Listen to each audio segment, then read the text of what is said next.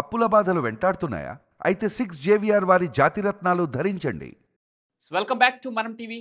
నేను మీ పవన్ బెస్వాడ.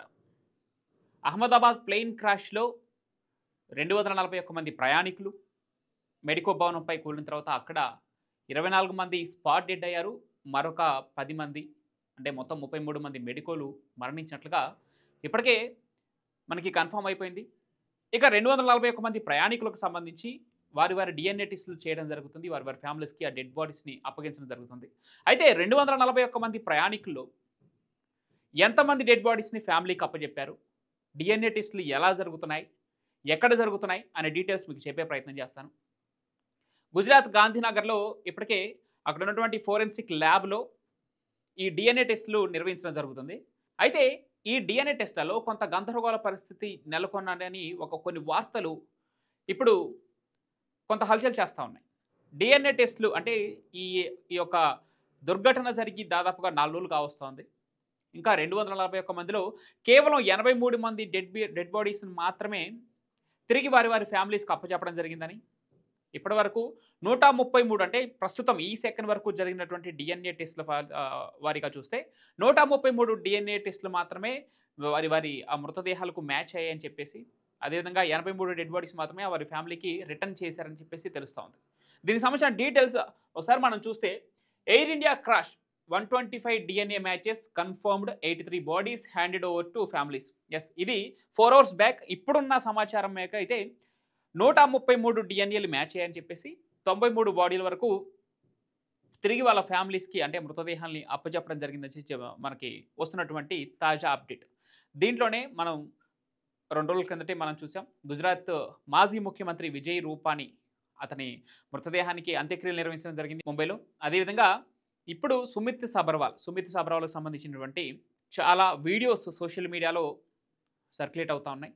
సుమిత్ సబర్వాల్ పైలట్గా వ్యవహరించినటువంటి ఈ air India విమానమే crash అవ్వడం జరిగింది. దాంట్లో ఆ సుమిత్ సబర్వాల్కి సంబంధించినటువంటి ఆ వీడియోస్ చూసాం, వారి తండ్రి గారు వెలిపించినటువంటి ఆ తీరు చూసాం మనం.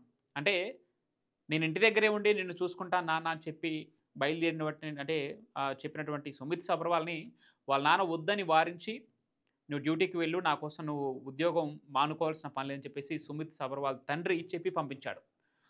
అలా మాట్లాడుకున్న 3వ రోజుకో 4వ రోజుకో ఇలాంటి దుర్ఘటన జరగటం, ఆ దుర్ఘటనలో 88 ఏళ్ల తండ్రిని ఒంటరివాడిగా చేస్తూ సుమిత్ సబర్వాల్ అనంత లోకాలకు వెళ్ళిపోవటం అందరినీ అంటే కంటనీరు పెట్టేలాగా చేస్తుంది. సో సుమిత్ సబర్వాల్కి సంబంధించినటువంటి డెడ్ బాడీని కూడా వారి తండ్రి గారికి అంటే వాళ్ళ ఫ్యామిలీకి అప్పచెప్పడం జరిగింది. నిన్న అంత్యక్రియలు నిర్వహించారు. దానికి సంబంధించి సుమిత్ సబర్వాల్ ఇది వీడియోస్ కూడా సోషల్ మీడియాలో వైరల్ అవుతున్నాయి. సో ఇక దీనికి సంబంధించి గుజరాత్ హోమ్ మినిస్టర్ ఈ యొక్క ఫోరెన్సిక్ ల్యాబ్కి సంబంధించి అదేవిధంగా డిఎన్ఏ టెస్ట్లకు సంబంధించి క్లియర్ అప్డేట్స్ ఇవ్వడం జరిగింది. అవి కూడా ఒకసారి చూద్దాం. Gujarat home minister Harsh Sanghavi on Monday confirmed the DNA samples of 125 victims. అంటే ఇది అప్డేట్ అవ్వలేదు, ప్రస్తుతానికైతే 133 victims in the Air India plane crash had been successfully matched. తను దాన్ని సందర్శించడం జరిగింది. అక్కడ ఉన్నటువంటి నేషనల్ ఫోరెన్సిక్ సైన్స్ ల్యాబొరేటరీని దాన్ని సందర్శించడం జరిగింది. అదేవిధంగా families of 124 deceased has been contacted. The mortal remains of 83 victims were handed over to their families. ప్రస్తుతానికైతే ఇది ఇంకా అప్డేట్ అవ్వలేదు. 93 బాడీస్ని కూడా వారి ఫ్యామిలీకి అప్పచెప్పడం జరిగిందని చెప్పేసి వార్తలు వస్తూ ఉన్నాయి. So the minister visited the forensic science laboratory in Gandhinagar. Gujarat రాజధాని గాంధీనగర్లో ఉన్నటువంటి ఈ ఫోరెన్సిక్ ల్యాబొరేటరీని ఆయన సందర్శించడం జరిగింది. Where DNA testing of the deceased was being conducted.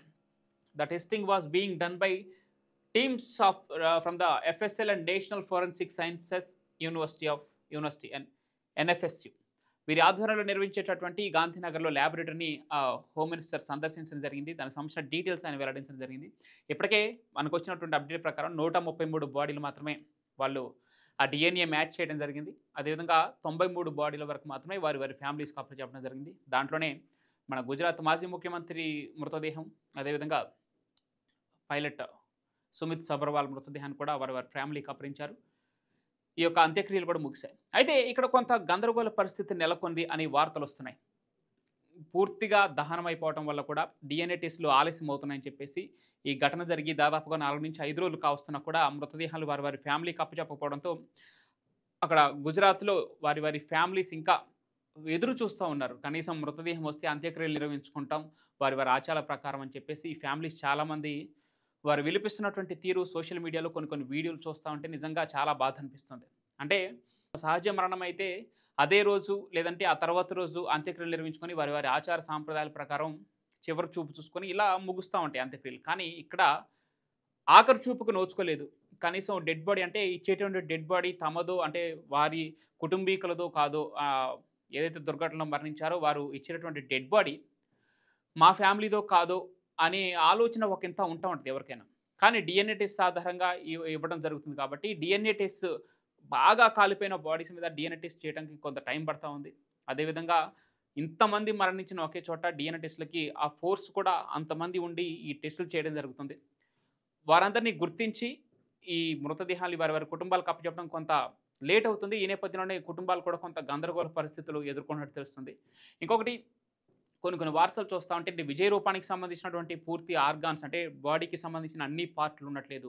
వారు మాంసపు ముద్దలుగా మిగిలిపోయారు కాబట్టి అంత పెద్ద ప్లేన్ క్రాష్‌లో సో పూర్తి బాడీ ఉండట్లేదు. జస్ట్ కేవలం డీఎన్ఏ టెస్ట్ ఆధారంగా మాత్రమే ఇది మాకు సంబంధించిన అంటే నా కుటుంబానికి ఈయన మా వ్యక్తి చనిపోయిన వ్యక్తి ఇది మా మృతదేహం అని కొంత నమ్మకంతో మాత్రమే ఏదైతే ప్రభుత్వం అప్పచెప్తుందో ఆ మృతదేహాలను తీసుకెళ్ళి వారి పద్ధతుల్లో అంత్యక్రియలు చేసుకోవడం జరుగుతుంది. ఏదేమైనా బాధాకరం ఇలా ఇంతమంది చనిపోయడం ఈ దుర్ఘటనలో. అదేవిధంగా ఆఖరి చూపుకు నోచుకోకుండా కనీసం మృతదేహం కూడా త్వరగా రాకుండా అంత్యక్రియలు నిర్వహించుకోవడానికి కూడా అవకాశం లేకుండా కొంత గందరగోళ పరిస్థితి ఏర్పడటం దురదృష్టకరం.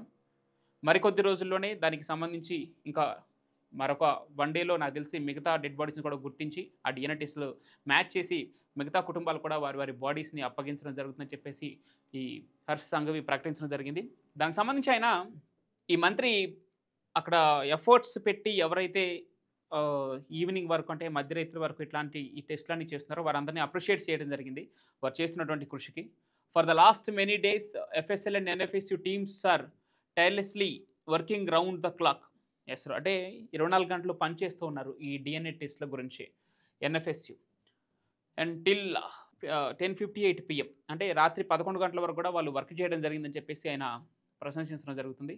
131 patients DNA have been matched and in sometimes 6 more DNA certificates will be sent to the civil hospital అంట. Yes.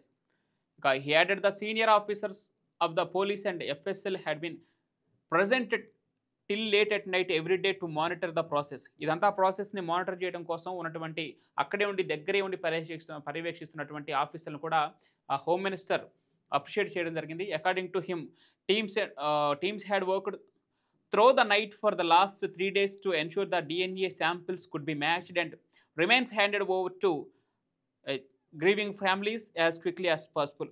అక్కడ ఉన్నటువంటి ఎన్ఎఫ్ఎస్యు కావచ్చు ఎఫ్ఎస్ఎల్ కావచ్చు ఆ టీమ్స్ బాగా కృషి చేస్తున్నాయి. అంటే దుర్ఘటన జరిగినటువంటి ఆ రోజు నుంచి స్టార్ట్ చేసుకుంటే ఎప్పుడైతే హాస్పిటల్కి డెడ్ బాడీస్ని తరలించడం జరిగిందో ఆ క్షణం నుంచి నిన్నటి వరకు అంటే ఈ క్షణం వరకు కూడా వాళ్ళు డిఎన్ఏ టెస్ట్ని వస్తున్నటువంటి డిఎన్ఏ టెస్టులని మ్యాచ్ చేయడానికే వాళ్ళు ప్రయత్నిస్తూ ఉన్నారు. ఒక్కొక్క బాడీకి దాదాపుగా 241 మంది మరణిస్తే దాదాపుగా 10,000 డిఎన్ఏ టెస్టులు చేయాల్సి అవసరం ఉందంటూ కూడా కొన్ని వార్తలు వచ్చాయి. సో ఇంతగా కృషి చేసి వారి ఫ్యామిలీస్కి మృతదేహాలను అప్పచెబుతున్నటువంటి టీమ్స్కి ఆ ఆఫీసర్లకి ఆయన అప్రిషియేట్ చేయడం జరిగింది.